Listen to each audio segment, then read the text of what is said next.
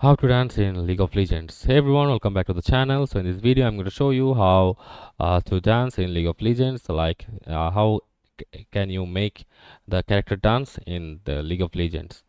So for that you need to use via the control key, like control 1 for taunt, control 2 for joke, control plus 3 for dance, and control plus 4 for laugh.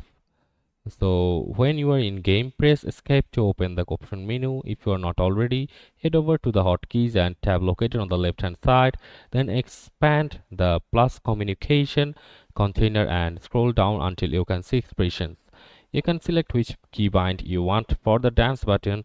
Note that if you have a mouse with multiple side buttons, you can bind the dance button to that.